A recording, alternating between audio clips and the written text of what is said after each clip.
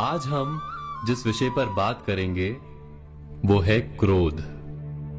क्रोध वो भावना है जो हमारे सारे जीवन को घेर कर रहता है। क्रोध को ना उम्र की मर्यादा है, ना ही ज्ञान की। कब, कहां और किस कारण से क्रोध पैदा हो जाए वो कोई नहीं जानता। और जब क्रोध जन्म लेता है तो तुरंत ही विचार करने की शक्ति खो जाती है। बुद्धि पर अंधकार छा जाता है।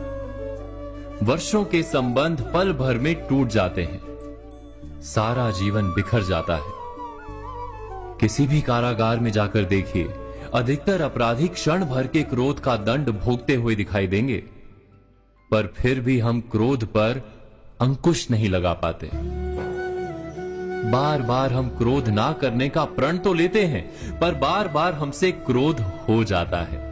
ये क्रोध वास्तव में क्या है, क्यों जन्मता है और क्यों अंकुश में नहीं रहता? उदाहरण के लिए आप एक बालक को देखिए। उसे किसी वस्तु की इच्छा होती है और उस समय अगर उसे वो नहीं मिलती या कोई उसे भयभीत करता है तो वो प्रतिक्रिया देता है।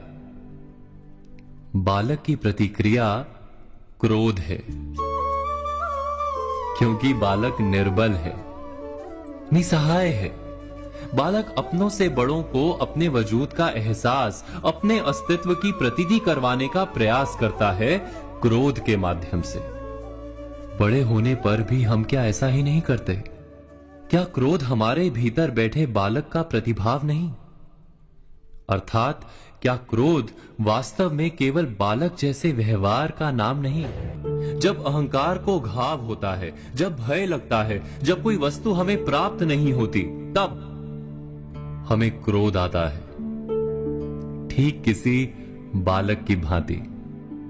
हम जानते हैं कि आईने के सामने खड़े होकर मुंह बनाने का खेल बालकों को शोभा देता है, बड़ों को शोभा नहीं देता। फिर भी हम बालक की भांति क्रोध करना बंद नहीं करते।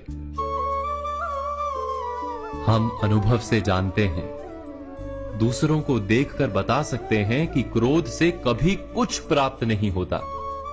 सम्मान हो, संपत्ति हो, प्रेम हो या सुरक्षा हो, क्रोध से नहीं मिलता। मिलता है तो प्रयासों से, कार्य करने से, बुद्धिपूर्वक विचार करने से। मनुष्य मात्र अपनी आदतों के अनुसार ही जीता रहता है। क्रोध भी आदत बन जाती है। हमारे चाहते हुए भी हम अपने प्रतिभावों को रोक नहीं पाते। हम स्वयं को बड़े या पुख्ता मानते हैं, पर थोड़ा सा कारण मिलते ही हमारे भीतर का बालक क्रोध कर बैठता है। अर्थात क्रोध वास्तव में और कुछ भी नहीं, हमारी बालक बुद्धि का नाम है। जैसे ही हम इतना स्मरण में रखें कि हम बालक नहीं, बालक जैसा व्यवहार हमें शोभा नहीं देता, वैसे ही क्रोध स्वयं ही बंद हो जाता है। क्या ये सत्य नहीं?